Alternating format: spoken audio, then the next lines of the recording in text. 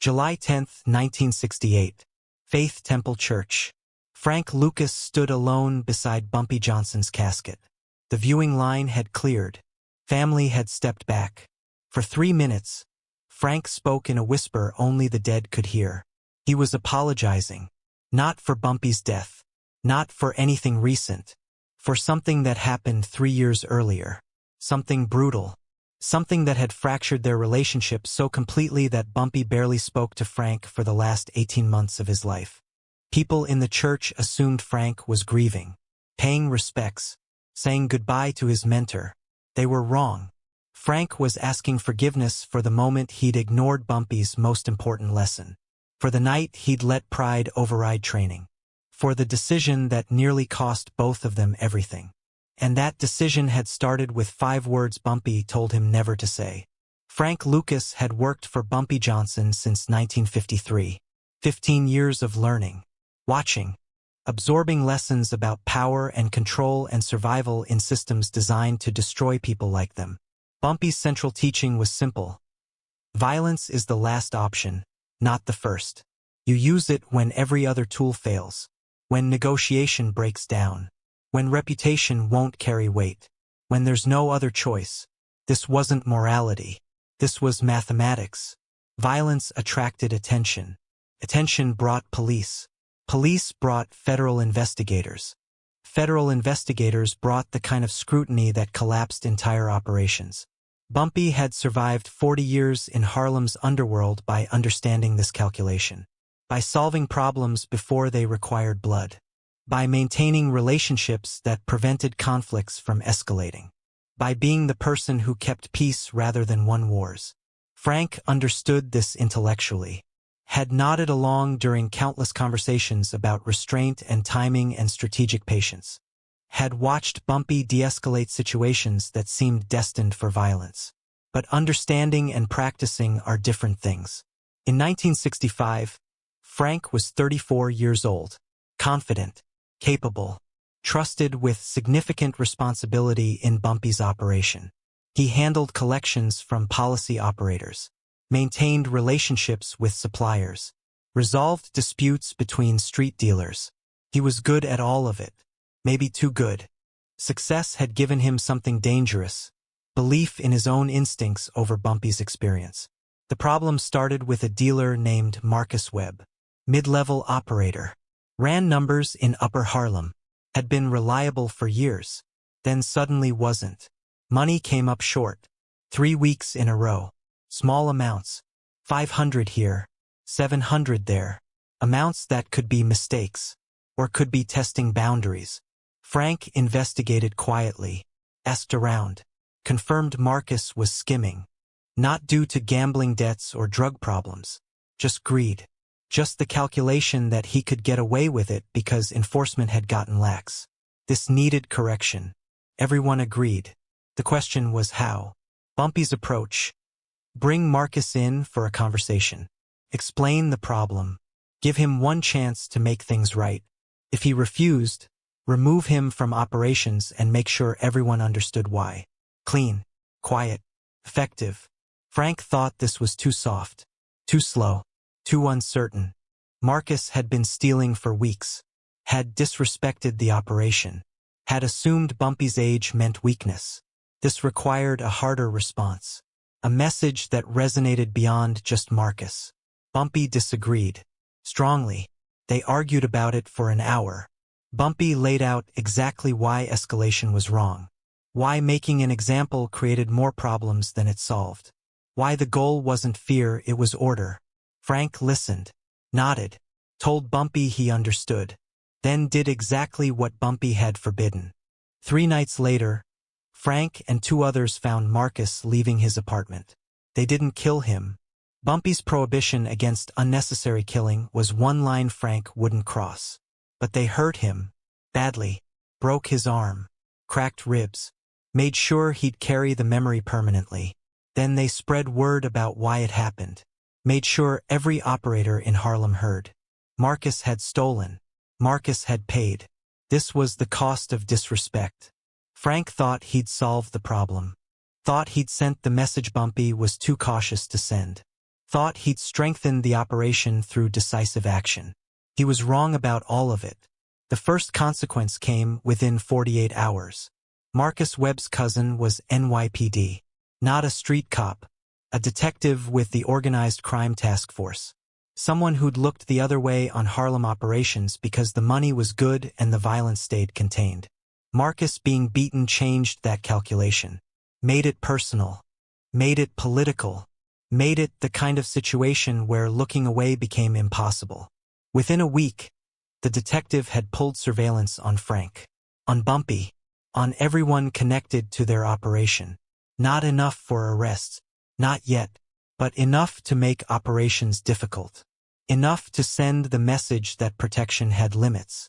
Bumpy heard about this immediately. His network of informants included people inside NYPD. He knew about the surveillance before Frank did. Knew about the cousin connection. Knew exactly how badly Frank had miscalculated. He called Frank to his apartment. Morning meeting. Just the two of them. No witnesses. Frank arrived expecting discussion. Maybe criticism. Maybe a reminder about protocol. He got something else entirely. Silence. Bumpy sat in his chair. Didn't speak. Just looked at Frank for what felt like minutes but was probably 30 seconds. The kind of look that communicated disappointment deeper than anger. Finally. You went against my explicit instruction. Marcus was. I don't care what Marcus was. I care that you ignored 15 years of teaching because you thought you knew better. Frank tried to explain. Tried to justify. Tried to frame it as decisiveness rather than disobedience. Bumpy let him talk. Didn't interrupt. Just listened with that same flat expression. When Frank finished, Bumpy stood. Walked to the window. Looked out at Harlem. Spoke without turning around. You know what you've done? You've given NYPD a reason to care about us. You've turned a manageable problem into potential federal attention. You've proven to every operator in Harlem that my word means nothing if my own people ignore it. You were trying to prove something. To yourself. To others. I don't know what. Don't care. What matters is you made us visible when invisibility is survival. This was the truth Frank hadn't considered. Marcus wasn't the problem. The beating wasn't the problem. The visibility was the problem. The attention. The police scrutiny that could unravel everything Bumpy had built. How do I fix it? You don't. I do. And it costs us. Over the next month, Bumpy had to rebuild relationships Frank's action had damaged. Had to meet with the NYPD detective personally. Had to make financial arrangements that were essentially tribute. Had to demonstrate that Marcus's beating was unauthorized. That it wouldn't happen again. That the operation remained controlled. This cost thousands of dollars. Cost political capital. Cost respect from other families who saw Bumpy scrambling to contain his own people's actions. Worse, it cost something between Frank and Bumpy that couldn't be rebuilt with money or apologies. Trust. Bumpy didn't fire Frank. Didn't demote him. Didn't even publicly criticize him. Just withdrew. Stopped bringing Frank into strategic conversations. Stopped sharing his reasoning. Stopped teaching. Frank went from protégé to employee in the space of a month. He tried to apologize. Multiple times. Bumpy accepted the apologies politely. Distantly. The way you accept an apology from someone you'll never trust the same way again. I understand why you did it, Bumpy said during one conversation. Young man proving himself. Old story.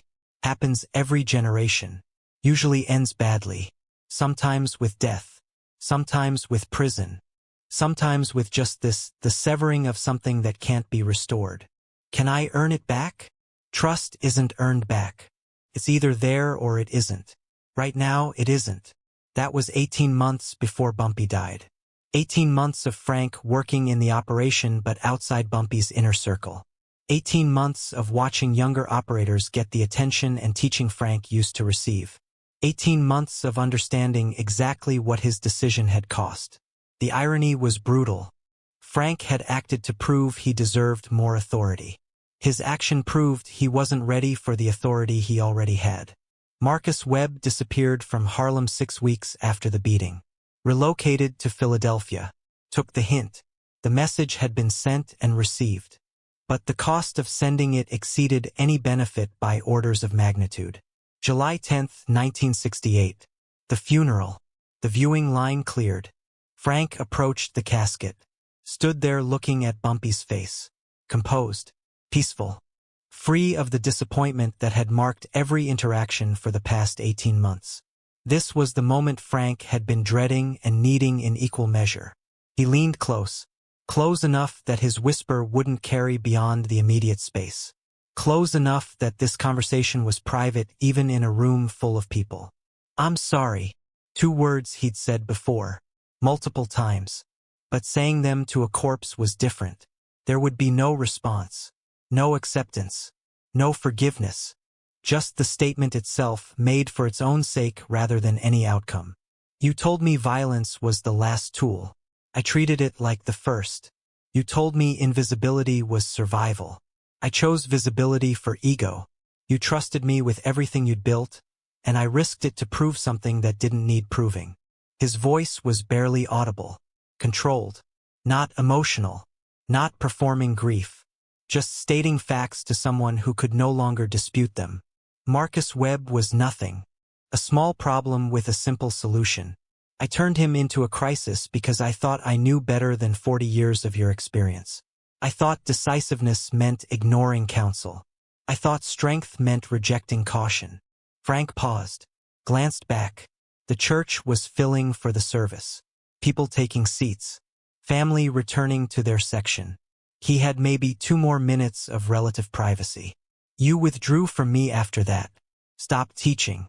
Stopped trusting. I spent 18 months trying to earn back something I'd destroyed in one night. Trying to prove I'd learned. You were polite. Professional. Distant. I understood why. Understood I'd severed something irreplaceable. This was the core of it. Not the beating. Not the police attention. Not even the cost of fixing it. The severing of the relationship. The end of the apprenticeship. The transformation from protégé to merely competent employee. I wanted to prove I deserved your position someday. Instead, I proved I wasn't ready for the position I had. That's the lesson, isn't it? The one you tried to teach me before I went and learned it the expensive way." Another pause. Longer this time. 3 years. That's how long I had to think about this. 3 years of watching you run this operation the way you always had, with patience I didn't have, with wisdom I didn't respect, with restraint I thought was weakness. 3 years of understanding that everything you told me was exactly right and everything I thought I knew was exactly wrong. Someone approached from behind. One of Bumpy's family members. Frank acknowledged them with a nod but didn't move. "Not yet. This wasn't finished. I'm going to maintain what you built. Not because I deserve to, because someone has to and I'm positioned to do it. I'm going to use your methods, your patience, your restraint. Not because I've suddenly become wise, but because 3 years of failure taught me that your way works and mine doesn't." He straightened, prepared to step back. One final statement. "You never forgave me. I know that. I saw it in every interaction we had after Marcus Webb. But you kept me in the operation anyway. Kept me learning even when you weren't teaching. That was its own kind of lesson. Its own kind of mercy." Frank placed his hand briefly on the casket. Not dramatic. Not performative. Just contact. Acknowledgement. "Goodbye. I'm sorry I wasted the last 18 months of your life on disappointment. I'm sorry you died knowing your best student failed the most important test. I'm sorry I learned everything you tried to teach me by doing the opposite first." He stepped back. The family member moved forward to take their own moment. Frank returned to his seat. Face neutral. Composed. The conversation was finished. The apology was made. The dead man couldn't respond. The living man had to carry it forward. Throughout the service, Frank sat quietly. Listened to eulogies about Bumpy's wisdom. His patience. His strategic brilliance. His ability to maintain order when chaos seemed inevitable. Every description was a reminder of what Frank had failed to embody when it mattered. After the burial, after most people had left, Frank stood at the grave. Different conversation. Different tone. I won't waste this. Won't waste what you built or what you tried to teach me. Won't let Marcus Webb and my stupidity define what I learned from 15 years with you. I'll do better. Not because you can see it. Because it's what the teaching deserves. He walked away. No witnesses to this moment. No one to validate or acknowledge. Just a man committing to principles his mentor died disappointed he'd violated. That commitment would last 7 years. Until Frank's own pride and his own belief that he knew better than established wisdom caught him again. Until federal prosecutors and cooperating witnesses and mandatory minimum sentences proved that some lessons get learned too late to matter. But in that moment, at that grave, the commitment was sincere. Frank Lucas ran Harlem's heroin operation for 7 years after Bumpy died. He maintained the structure, kept the peace, used Bumpy's methods of restraint and patience and strategic invisibility. For 7 years, it worked. Then he forgot again. Forgot that invisibility was survival. Started wearing fur coats to boxing matches. Started spending conspicuously. Started believing his own legend more than his mentor's lessons. The same pattern. The same error. Different context. Same fundamental mistake. Believing he knew better than proven wisdom. He was arrested in 1975. Convicted. Sentenced to 70 years. Later reduced through cooperation. Released. Rearrested. Released again. The cycle of someone who learned lessons intellectually but couldn't maintain them practically. The apology at Bumpy's casket became part of Frank's mythology. Different versions circulated. Some said he wept. Some said he confessed to killing Marcus Webb. Some said Bumpy's ghost spoke back. None of that was true. The apology was quiet, private, witnessed by few, understood by fewer. But people who knew both men understood what it represented. The moment Frank acknowledged he'd failed the most important test. The moment he committed to doing better. The moment he tried to honor teaching he'd rejected when the teacher was alive to see it honored. Marcus Webb never returned to New York. Lived quietly in Philadelphia. Died in 1982. Heart attack. Age 53. No one from Harlem attended his funeral. He'd become a footnote. The person whose minor theft sparked a crisis that taught lessons about restraint through its violation. The NYPD detective who'd started surveillance because of his cousin? He transferred to Brooklyn in 1966. Left organized crime work entirely. Frank's beating of Marcus had accomplished exactly what Bumpy predicted. It made someone care who hadn't cared before. Made someone pay attention who'd been content to look away. That attention, that visibility, that violation of the invisibility principle, all of it validated everything Bumpy had taught and Frank had ignored. When Frank was interviewed decades later, after prison, after cooperation, after attempting various forms of redemption, he was asked about his biggest regret. He didn't mention the drug trade, didn't mention the violence, didn't mention the convictions. He mentioned Marcus Webb. Bumpy told me exactly what would happen if I went that route. Told me the costs would exceed any benefit. Told me violence was the tool you use when nothing else works, not the tool you reach for first. I thought I knew better.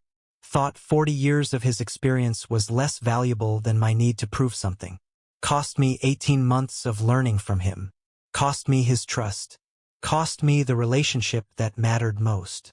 Interviewers pushed for more dramatic stories. More violence. More drugs. More federal cases. Frank kept returning to Bumpy. To the lessons. To the moment he violated principles and spent the rest of his life understanding why they existed. You know what Bumpy taught me that I finally understood too late? Power isn't about what you can do. It's about what you don't need to do. Real strength is having the option of violence and choosing something else. That's mastery. That's control. That's what separates people who build things from people who just survive until they don't. The apology at the casket was Frank's admission that he'd learned this lesson by violating it. That understanding came through failure. That the teacher had been right and the student had been proud, and the cost of that pride was measured in broken relationships more than broken bones. Some lessons can only be learned through experience. Through trying the wrong path and discovering why it's wrong. Through ignoring wisdom and validating it through your mistakes. Frank Lucas spent 3 years between Marcus Webb and Bumpy's death understanding this. Spent 7 years after Bumpy's death trying to apply it. Spent decades in and out of prison realizing he'd never fully internalized it. The apology at the casket was real. The commitment was sincere. The follow-through was imperfect. That's the story. Not heroic. Not redemptive. Just human. Just the gap between understanding principles and living them. Between intellectual agreement and practical application. Between knowing better and doing better. Frank Lucas apologized to a corpse for something brutal that happened 3 years earlier. The apology mattered not because it changed anything, but because it acknowledged everything. The dead man couldn't forgive him. The living man had to forgive himself. The lesson remained unlearned until it was too late to matter. That's how most wisdom works. Understood after it's needed. Appreciated after it's lost. Honored after the teacher is gone.